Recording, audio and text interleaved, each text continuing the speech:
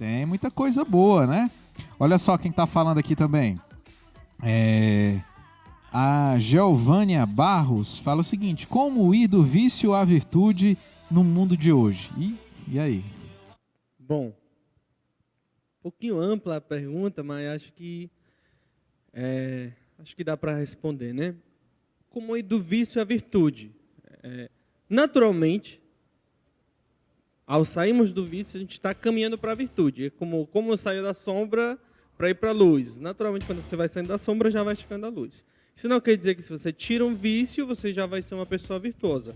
Mas esse caminho gradativo, a passagem do mal, digamos, que é o vício, para a virtude, ele já vai sendo gradual e simultâneo. À medida que eu vou me afastando do vício, eu vou me aproximando da virtude. Qual a diferença do vício e da virtude? Nós falamos no início que a virtude é uma disposição ao bem. O vício é uma disposição ao mal, né? O que quer dizer que seja uma disposição? Quer dizer que, falando da virtude, e claro, a gente aplica o vício na questão do mal, certo? Mas falando da virtude, quer dizer que quando eu possuo uma virtude, ou quando eu sou uma pessoa virtuosa, desenvolvi a partir do hábito uma tendência que vai me fazer agir e fazer atos virtuosos. Porque existe uma diferença, Diego. Não eu mesmo eu fazer uma coisa boa ou um ato virtuoso e eu ser virtuoso, dizer que eu possuo uma virtude. Vou dar um exemplo. Eu todo dia, para entender, certo? Para a gente poder entender de forma mais concreta, todo dia eu, quando eu vou tomar minha refeição, almoçar, eu sujo louça. Mas eu não lavo. Um ato mau, porque o justo seria que pelo menos eu lave aquilo que eu sujei, certo? Agora tá acompanhando, né? Sim, tô. Uma pessoa que, vamos supor um exemplo, que ela está acostumada a nunca lavar a sua louça. Em um dia que ela recebe uma visita importante, por exemplo, chega uma menina que ele gosta, né, que quer surpreender, que quer, né, ficar bem, né? Todo mundo sabe, como diz aqui quer se no amostrar isso. Ele vai e lava a sua louça, e aí também lava dela. Sim. Mas depois ela vai se embora e continua do mesmo jeito. Aí não pode ser dizer que é uma pessoa virtuosa.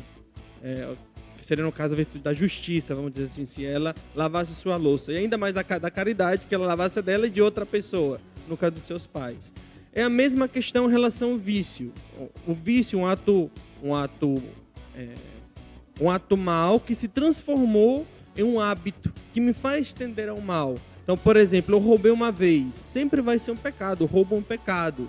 Mas de uma pessoa que se acostuma a roubar, ela já vai ter naturalmente a tendência a roubar. Por exemplo, eu vou colocar um caso hipotético, certo? Eu estou necessitado de alguma coisa, ou eu vi, como diz naquela ocasião faz o ladrão, né? Eu vi um celular ali numa mesa, não tinha ninguém, eu peguei. Não é meu, eu estou roubando de alguém, não sei de quem, mas eu estou roubando. Beleza, um caso pontual, é pecado negativo. Agora eu roubei esse celular, depois eu roubei outra coisinha ali, depois eu roubei aquela coisinha lá, depois eu roubei aquilo ali. Então, naturalmente, quando eu tiver a oportunidade, o que eu vou fazer? Roubar. E assim como funciona o vício. Então, como se passa do vício à virtude? Deixando de cometer atos pecaminosos e quebrando essa lógica do hábito, quebrando a frequência, diminuindo a frequência, quebrando a lógica do hábito, me desabituar de fazer o pecado e me habituar a fazer o bem. Então, por exemplo, se eu faço uma coisa boa, faço uma caridade, faço uma obra de justiça, enfim, o exemplo que nós demos de lavar a louça, vou começar a lavar a minha louça todos os dias. Como lavo a minha louça? Como lavo a minha louça? Se quando eu for comer, eu já sei que depois de comer eu vou ter que lavar a minha louça. E depois dou um passo a mais. Depois de comer, eu lavo a minha louça e a do meu irmão, da minha mãe, do meu amigo. E assim, quando eu for comer, sempre eu vou já estar predisposto a fazer essa obra de caridade. Vocês deu para entender um exemplo muito simples, e vai se né? fortalecendo, né? Como virtude é força, vai se fortalecendo. Eu vou... Né? Imagina a academia aqui. Eu começo a pegar tanto de peso, né? Um prato. Aí depois eu começo a pegar 2 pratos, né? A fé exige esse exercício de musculatura também. Agora eu queria fazer 2 considerações com relação a que a Geovânia falou. A primeira eu já esqueci, mas a segunda eu vou falar. Não com relação a Geovânia falou, no mundo de hoje. Eu vejo muito que as pessoas fazem muitas perguntas assim, como fazer essa situação no mundo de hoje? Como se, isso não é uma crítica, é uma reflexão, como se o mundo de hoje ele fosse por si só capaz de destruir toda a graça que está à nossa disposição, a graça do Evangelho, né?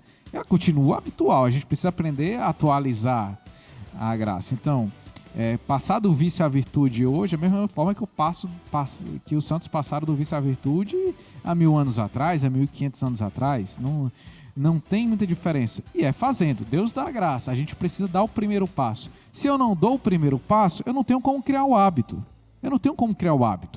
Aquele velho ditado oriental, né? Que acho que é Confúcio que diz que um caminho de 10 quilômetros se inicia com o primeiro passo, né? Exatamente. Aos poucos que a gente vai construindo. Eu me lembro que às vezes eu acho que a gente quer começar tudo de uma vez. Agora eu vou fazer só coisa boa. Agora, se você tem um vício de fazer por exemplo, eu citei a questão de falar mal. Você fazer o exercício na segunda-feira você ficar calado. Aí você não, na terça-feira eu vou ficar calado também. Na quarta-feira eu vou ficar calado. Assim, da noite pro dia que não vai. Então é um hábito que você precisa se torturar. Aí vem a questão da disposição a morrer, é uma pequena morte, né, também. Pode falar. Só um comentário em relação a essa questão do mundo contemporâneo, porque o que o Diego falou muito certo. Sempre vai ter desafios e sempre teve desafios e sempre vai ter.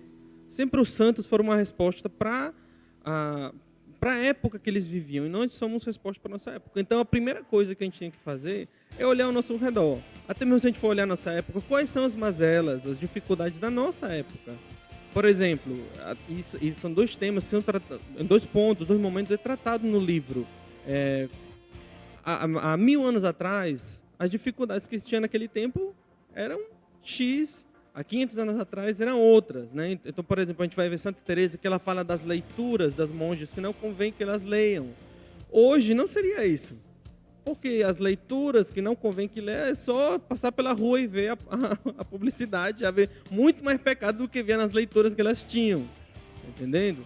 Nos tempos de Jesus tinha também já muitas práticas pecaminosas, muitas tendências pecaminosas, que hoje para nós seria coisa que seria muito distante da nossa realidade, comer uma carne que era impura, porque não é da nossa religião e que também não é da nossa cultura a nível geral, principalmente da cultura ocidental. Então, para nós, são coisas que não valem, mas hoje tem. Hoje tem. Isso que uma das... que acho que vem a pergunta que foi feita a respeito do mundo contemporâneo, por exemplo, a questão da adaptação, que no capítulo nós vamos falar, na parte da temperança, que nós tocamos sobre o tema da ascese, e nós citamos o Frei Maria Eugênio, que vai falar da ascese carmelita, da ascese teresiana. E uma das características da ascese, segundo Santa Teresa, era a adaptação segundo a realidade de cada um. Como eu disse, Santa Teresa tinha as coisas que ela tinha que combater no seu ambiente, seu contexto. Por exemplo, ela estava na parte da Reforma Protestante, então ela lê, às vezes, alguns textos de teologias que talvez eram novas, entre aspas, né, que procuravam uma reforma heréticas, né? Fosse a forma que ela tinha de se preservar. Já no tempo de Santa Teresinha já não era a Reforma Protestante, mas já era as filosofias para materialismo prático e as ideologias que começaram já a partir do século dela, né? Que já começaram toda essa questão do iluminismo, principalmente na França, muito, muito forte essa questão desse movimento intelectual, que até hoje a gente sente as consequências. Então já era outro tipo de ascese. Hoje, por exemplo, imagina essa ascese, passar um dia sem o celular. Essa aí é uma ascese muito grande. Então, da mesma forma que a gente vai vendo forma de progredir próprias da nossa época, a gente também vê pecados próprios da nossa época. Por exemplo, a nossa geração, eu falo nossa geração, eu tenho 29, certo? Ainda com a barba um pouco mais velho, mas ainda sou jovem, né? Nós jovens não fomos criados, por exemplo, para sofrer. Nós fomos criados, digo, no sentido de criação, de formação. A sociedade nos formou para a gente fazer tudo o mais fácil possível. Então, por exemplo, eu sempre lembro de uma história da avó de um amigo que falava assim, a avó dela trabalhou 30 anos no mesmo lugar. Nunca se perguntou se ela gostava do trabalho dela. Os avós trabalhavam. Hoje, a gente se pergunta, trabalhei 1 ano e diz, rapaz, estou gostando? Se não estou gostando, vou sair. Isso é próprio da nossa geração. Porque a nossa geração foi criada para não sofrer. Só que o que acontece? Isso trouxe uma baixa tolerância à frustração. A gente não sabe se frustrar. A gente não sabe tolerar os nãos que a vida traz, sim. Então uma doença abala a gente. Um não abala a gente. Quando as pessoas veem a nossa imperfeição, abala a gente. Então a gente quer ser perfeito. E a gente vira Perfeccionismo que nos mata. Então, tudo isso aí é inimigo da virtude próprio da nossa época. Tudo isso aí próprio é um inimigo da virtude que talvez a nossa geração tem que sofrer, que talvez as anteriores não sofreram, que é próprio da gente, porque a gente foi criado nesse contexto. E a gente tem que ter sabedoria também para saber fazer com que a palavra ilumine a nossa verdade a partir disso aí, né? Quando Jesus fala, né? Se tua mão direita te leva a pecar, arranca, né? A mão antigamente significava uma coisa, hoje significa outra, né? Aquela coisa da quaresma, o pessoal quer fazer a penitência do outro, né? O outro fez penitência de chocolate. Fazer penitência de chocolate vai servir para ti? Não. Talvez não, né? Tem que se investigar. Assim como o celular, as redes sociais trazem impactos na vida da pessoa de forma diferente, né? Mas agora, passar um dia sem isso aqui, imagina 10, né? É um negócio, assim, de louco. Mas vamos lá para a próxima. Vamos fazer, antes de fazer a próxima, fazer a anterior, que eu falei no bloco passado. Eu vou tentar achar ela aqui. Foi da preguiça. Foi a Roberta respondeu: como vencer a preguiça na busca de adquirir uma virtude? E aí? Bom, a preguiça em si já é um vício. Um vício que tem muitas formas de ser visto, logo tem muitas formas de ser combatido. E como eu disse, a questão da escuridão para a luz, já combatendo a preguiça, eu já estou um vício já está sendo extirpado de mim. Então já é um ato virtuoso deixar a preguiça. Não que porque a preguiça, justamente, ela vai me impedir de ter muitas virtudes. A preguiça, ela está muito ligada à questão do prazer. Está muito vinculada a essa questão de sentir prazer, que muitos chamam de sensualismo, essa questão do sensualismo, que a gente sempre associa a questão do sexo, mas, na verdade, ele está associado a sempre querer ser satisfeito, ter meus sentidos, minhas sensações momentâneas serem satisfeitas, e as coisas, naturalmente, que valem a pena, sempre vai me exigir um esforço. Então, eu renuncio a ter essas coisas boas pelo esforço que elas comportam. Então, por exemplo, eu sei que o esporte vai me fazer bem, mas eu sei que tem uma exigência, então não faço esporte. E eu perco o bem que ele vai me dar para não me esforçar no caminho que tem até ele. Esse é basicamente como funciona a preguiça. Como se combate a preguiça? Porque a gente já vê, a partir disso, vê a sua gravidade. Imagina, se eu deixo de fazer um esporte que em si é bom, por preguiça, imagina quantas coisas boas a gente deixa de fazer pela preguiça. E tem vários tipos de preguiça. Mas basicamente como que ela se combate? Pela prontidão, que a gente poderia elencar como uma das principais virtudes para poder combater a preguiça. Tem muitas virtudes que combatem a preguiça, porque, como eu disse, ela priva de muitas virtudes, priva de ter coisas boas que sempre vão exigir da gente. Uma delas seria a prontidão, que é aquela disposição, que também é uma virtude, né? É aquela disposição a sempre sair de mim para o encontro do outro. Isso é muito evangélico. Isso é muito evangélico. O próprio Cristo é aquele que sai de si. É uma vida de saída de si, uma existência de saída de si. Porque o amor é saída de si. Um amor que fica em si mesmo não é amor. O amor que fica em si mesmo é justamente essa preguiça que sempre quer tudo para si. É um pseudo-amor. Ou talvez um amor como hoje muitos conceberiam. Mas o amor verdadeiro é sempre a saída de si. Então, a prontidão é aquela disposição a eu sempre ver a necessidade do outro. Rapaz, meu amigo está precisando de uma coisa, então eu vou estar já predisposto para quando outra pessoa necessitar, eu vou sair. E vinculado a essa, talvez outra virtude que ajudaria muito a questão da preguiça, combater a preguiça, seria a generosidade. A sempre dar mais. Tem coisas, Diego, que a gente tem, que só a gente tem. E tem coisas que talvez todo mundo pode fazer, mas que somente eu vou fazer do jeito que eu posso fazer.